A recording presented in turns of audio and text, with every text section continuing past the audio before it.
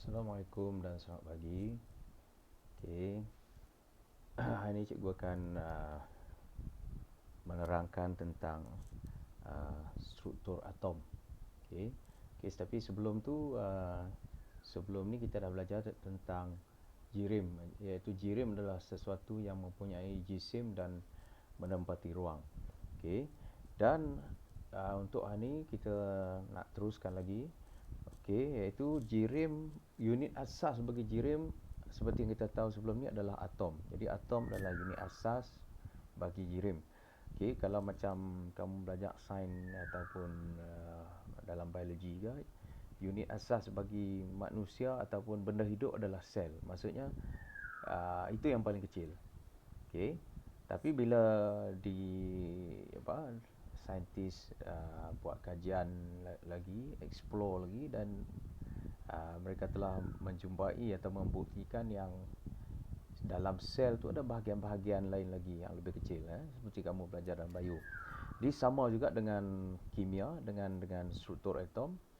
Okey, jadi apabila kajian demi kajian dijalankan dan saintis telah menjumpai dan seterusnya membuktikan atom boleh dipecahkan lagi kepada bahagian yang lebih kecil yang disebut sebagai zarah subatom, subatomic particles. Okey, iaitu zarah-zarah tersebut adalah proton, neutron dan tadi cikgu sebut proton, elektron dan neutron. Okey, Okey, jadi itu adalah ataupun benda-benda inilah yang kita akan bincang pada hari ini. Okey, tapi sebelum tu kita tengok dahulu sejarah perkembangan model atom yang dicadangkan oleh para saintis sehingga terhasilnya model ataupun model yang kita gunakan sekarang lah. Okey. Kalau kamu tengok gambar yang pertama cikgu tunjuk ni, ini adalah model yang kita gunakan sekarang lah. Okey. Tapi sebelum cikgu bincang tu, kita tengok dulu bagaimana tercetusnya model struktur atom ni. Okey, model yang pertama dicadangkan oleh Dalton ataupun John Dalton, okey, pada tahun 1766. Ini dia punya umur lah, tak payah ingat lah. Okey, yang penting kamu ingat Dalton. Okey, apa yang dia cadangkan?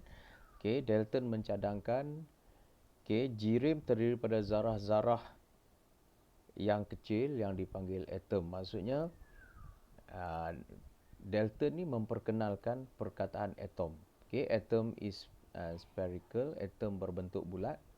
Okey, dan dia menyatakan atom tidak boleh dicipta dan tidak boleh dimusnahkan.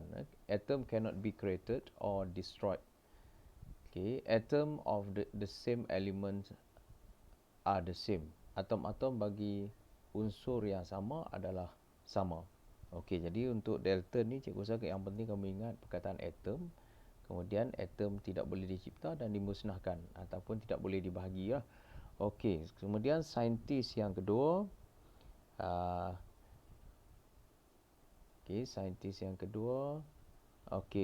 J.J. Thomson ataupun nama penuh dia adalah Joseph John Thomson. Okey, apa yang Thomson cakap? Okey, sama, dia kata atom memang berbentuk bulat seperti yang dicakapkan oleh Dalton. Okey, atom has positive charge. Okey, atom mempunyai charge. Okey, jadi di sini dia dah mula memperkenalkan charge lah, dia tambah, iaitu atom ada charge positif. Atom has electrons scattered inside it. Okey, atom mempunyai elektron. Subatom yang kedua yang diperkenalkan, yang dicadangkan oleh Thomson adalah elektron. Dia kata elektron bertaburan di dalam sfera atom tadilah. Sfera tu bercas positif dan di dalam dia ada elektron yang bertabur. Okey, cikgu rasa kamu boleh bayangkan seperti kamu makan sekeping biskut apa tu yang sekejap ada sekejap tak ada tu, Denon ke apa, cok cok fudge ke apa, okey, ataupun macam biskut yang ada yang berbentuk bulat, di tengah dia ada chocolate chip. Jadi chocolate chip tu ibarat elektron bertabuk di dalam bulatan sfera biskut tersebut. Okey. Okey, jadi J.J. Thomson ni menjumpai elektron lah, mencadangkan elektron dan mencadangkan sfera atom tu bercas positif. Okey, seterusnya saintis seterusnya adalah Ernest Rutherford. Okey. Ernest Rutherford menjumpai nukleus. In an atom, electron always, dia meneruskanlah apa yang dicadangkan oleh Thomson tadi, iaitu elektron. Kalau tadi Thomson kata elektron bertabur di dalam sfera. Sekarang ni Rutherford pula kata elektron tu always orbit. Maksudnya dia sentiasa mengorbit, maksudnya bergerak dalam nukleus. Okay. Nucleus has positive charge. Okay. Nukleus bercas positif. Kalau tadi tak dicadangkan lagi nukleus, dia cuma kata bulatan atom tu bercas positif. Sekarang Rutherford kata nukleus bercas positif. Okay. Kemudian proton adalah sebahagian daripada nukleus. Okay. The number of proton is equal to the number of electron. Okay. Seterusnya dia kata bilangan proton adalah sama dengan elektron dalam suatu atom. Okay. Jadi poin yang kamu perlu ingat untuk Rutherford ni, satu, dia memperkenalkan nukleus. Okay. Elektron bergerak mengelilingi nukleus. Macam bumi bergerak mengelilingi matahari bergerak mengelilingi bumi. Macam itulah, macam planet bergerak tu. Okey.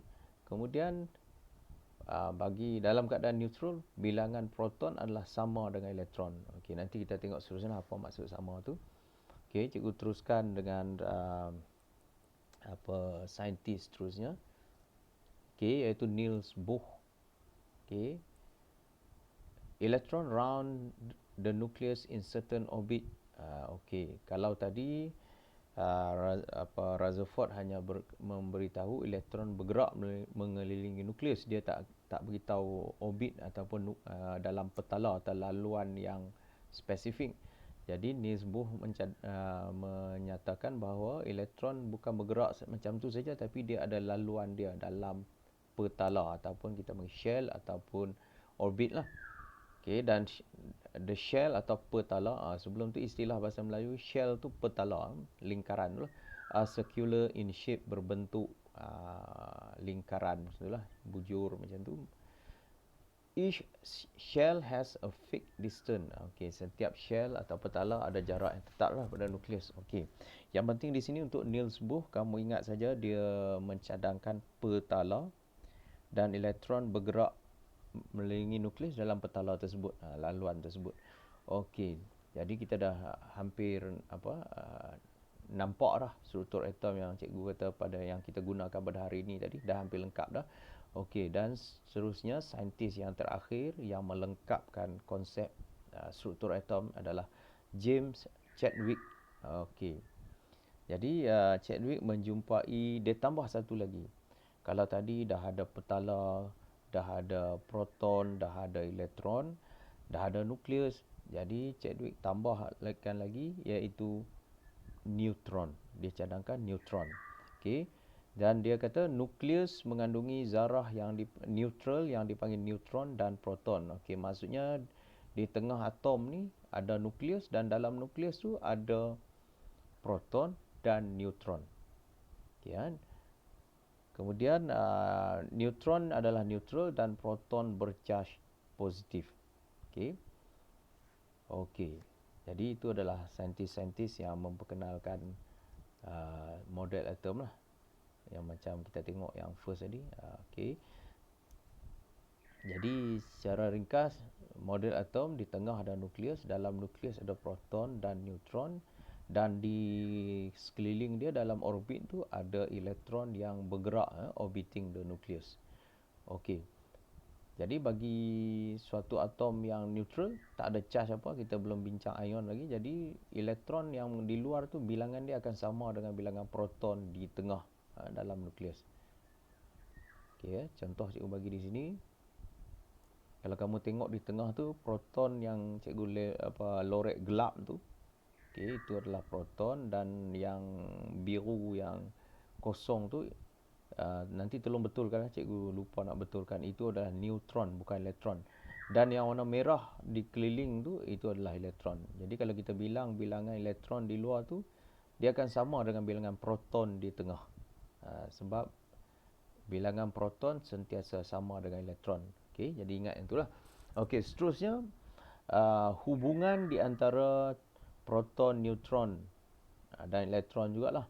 Okey, dia ada formula dia, iaitu kalau di tengah tu, kalau kita campur proton dan neutron, number yang kita dapat itu dipanggil nombor nukleon. Jadi persamaan dia adalah nombor nukleon sama dengan proton tambah neutron.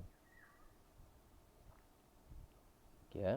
Jadi nanti dalam soalan kalau kita dua nilai diberi, satu lagi kita boleh carilah. Kalau contohnya di sini kalau dia bagi proton dan neutron, kita dapatlah nombor nukleon. Dan kalau sebaliknya dia bagi nombor nukleon, katakan proton dia bagi, jadi kita boleh dapat juga neutron, iaitu kita ubah saja formula tu. Macam kamu buat matematik linear equation lah. Jadi nombor proton tolak proton, nombor nukleon tolak proton, kita akan dapat neutron, dan sebaliknya lah. Kalau neutron diberi, proton tak ada pun, kita boleh dapat juga nombor nukleon minus neutron dapat proton. Okay, itu hubungan dia lah, relationship dia. Okey. Contoh cikgu bagi di sinilah. Kalau yang pertama ni adalah natrium. Okey, diberi proton 11, neutron 12, jadi nombor nukleon 11 campur 12 dapat 23. Kemudian contoh yang kedua, kalium. Okey, diberi nombor proton 19, nombor nukleon 39. Jadi nak cari bilangan neutron, kita ubah formula. Jadi neutron sama dengan nombor nukleon tolak proton. Jadi kita dapat 39 tolak 19 dapat 20. Okey. Okey, sebelum tu in case tadi cikgu lupa lah. Okey, nombor proton dan bilangan proton tu sama. Bilangan nombor proton tu adalah bilangan proton dalam atom. Jadi kalau kamu dah ada nombor proton, bilangan proton pun kamu tahu lah. Okey. Seterusnya, contoh yang seterusnya, diberi nombor nukleon untuk sulfur 32, nombor neutron 16. Soalan nak kita cari bilangan elektron. Okey. Jadi kalau formula tadi kita hanya relate nukleon, neutron dan proton. Tapi sekarang dia nak elektron. Tapi macam cikgu kata tadi, bilangan proton dan elektron sama, sentiasa sama. Jadi kita cari proton dulu lah. Jadi kita ambil 32 tolak 16, nombor nukleon tolak neutron, kita dapat 16. Jadi elektron pun 16. Sebab elektron sama dengan proton. Okey. Kemudian perwakilan, kalau tengoklah buku teks, kamu boleh rujuk muka surat 34, perwakilan piawai bagi atom. Lepas ni kita akan belajar menulis lah secara piawai bagi atom. Okey, yang X di tengah tu adalah mewakili simbol unsur. Bukanlah kata semua unsur tu X, tak. Maksudnya X tu macam kita unknown. Maksudnya kalau tadi cikgu sebut sulfur, maksudnya simbol bagi sulfur X tu kita ganti dengan S lah, S besar. Okey, dan di bahagian atas penjuru the top left corner tu kita tulis sebagai huruf A besar tu adalah nombor nukleon. Okey, dan sebelah bawah Z itu adalah nombor proton. Okey, contoh cikgu bagi di bawah. Kalau kamu tengok tu, contoh yang pertama tu aluminium. Simbol dia X tu kita ganti dengan Al, aluminium Al. Okey, nanti kita akan belajar formula kimia, nanti kita akan lebih familiar lah dengan simbol. Buat masa ni kamu ikut dulu. Okey, nombor 27 atas tu adalah nombor nukleon, dan di bawah tu adalah nombor proton. Jadi kita boleh dapatlah bilangan neutron juga, iaitu 27 tolak 13. Jadi kita akan dapat bilangan neutron. Okey, kita akan dapat 14. Jadi pada simbol ni hanya ada nombor nukleon dan nombor proton. Neutron kita kena kira. Okey, untuk pengetahuan kamu ataupun lepas ni just ataupun bear in your mind lah, ingat nombor nukleon juga disebut nombor jisim. Lepas ni jangan keliru lah.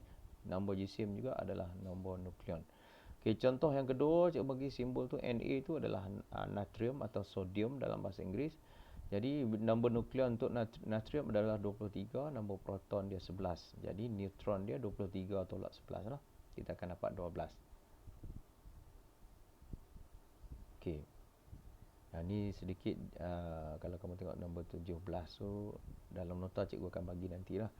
Okey, cara kita nak ingat urutan ahli sains ataupun mereka yang mencadangkan struktur atom tadi, iaitu kamu ingat DR cantik baik, maksudnya kamu ingat doktor cantik baik.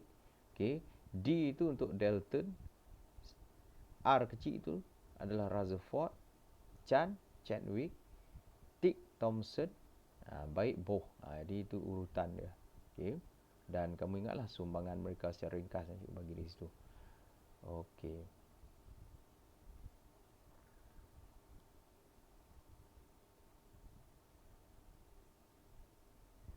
Okey, sekejap Oops.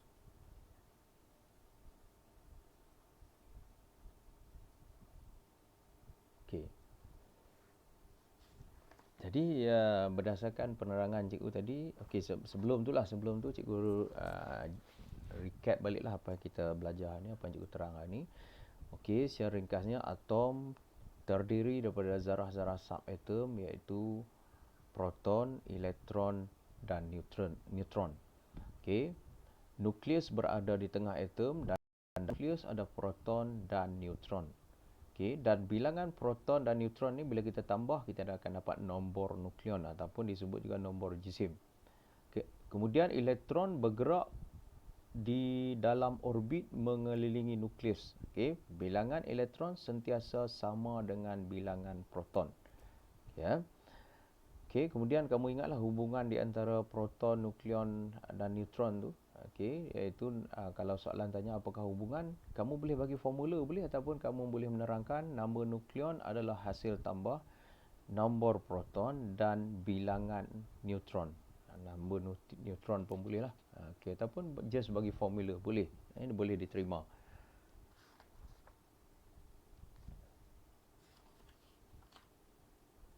Okey. Jadi untuk hari ni setakat tu dulu.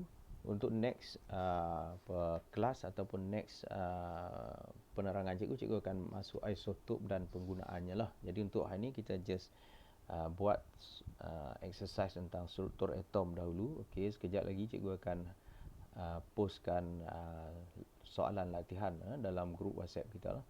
Okey. Setakat ini setakat tu cikgu stop dulu untuk hari ni. Okey, nanti buatlah latihan tu, ada masalah macam biasa kamu boleh WhatsApp tanya cikgu. Okey, till then that's all for today. Okey. Thank you for listening. Okey. Have a good day. Okey, jumpa nanti.